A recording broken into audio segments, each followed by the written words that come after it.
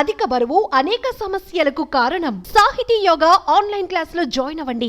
ఆమె ఓ జ్యోతిష్యురాలు. ఎంతో మందికి ఆన్లైన్ ద్వారా జాతకాలు చెప్తూ ఫేమస్ అయింది.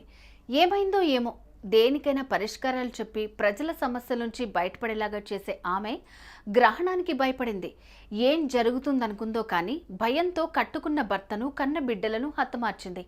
ఇంతకీ ఆమెను భయపెట్టిన విషయం ఏంటి? ఎందుకు ఆమె హత్యలు చేసింది అన్న విషయం గురించి తెలుసుకుందాం.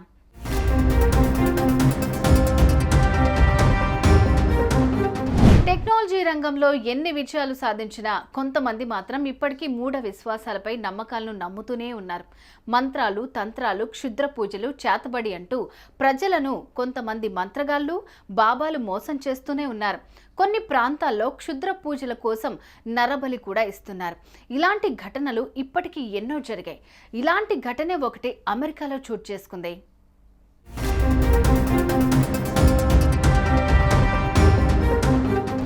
అమెరికాలోని లాస్ ఏంజల్స్కు చెందిన ప్రముఖ జ్యోతిష్యురాలు డానియల్ జాన్సన్.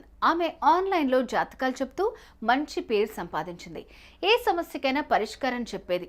ఇక ఆమె జాతకాలు నిజమవుతున్నాయని నమ్మిన జనాలు డానియల్ జాన్స్తో జాతకం చెప్పించుకునేందుకు ఆసక్తి చూపించేవారు.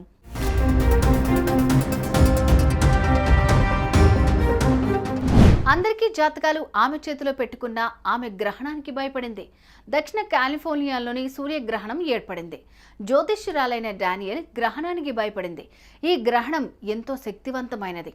ఇప్పుడే మేల్కోండి, గ్రహణం ఏర్పడుతుంది, కొత్త ప్రపంచం వస్తోంది, ఏం చేయాలన్నా ఇదే మంచి సమయం అంటూ ఓ పోస్ట్ పెట్టింది.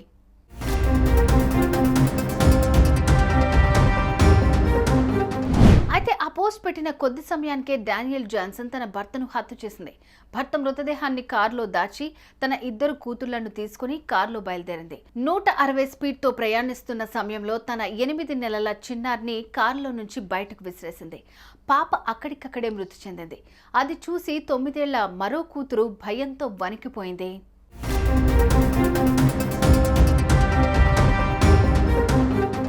డానియల్ కార్ను అదే స్పీడ్తో నడుపుతూ చెట్టుకు ఢీకొట్టింది. ఈ ఘటనలో కూతురుతో పాటు ఆమె కూడా కన్నుమూసింది. ఈ ప్రమాదంలో డానియల్ శరీరం ఛిద్రమైపోయింది. పోలీసులు డానియల్ని గుర్తించేందుకు చాలా సమయం పట్టింది. చనిపోయింది డానియల్ జ్యోతిష్యురాలని గుర్తించారు. మూఢనమ్మకాల కారణంగా ఒక కుటుంబం బలైపోయినట్లు పోలీసులు తెలిపారు. సుమన్ టీవీలో మీ పర్సనల్ అండ్ బిజినెస్ ప్రమోషన్స్ కోసం కింది నెంబర్కి కాంటాక్ట్ చేయండి.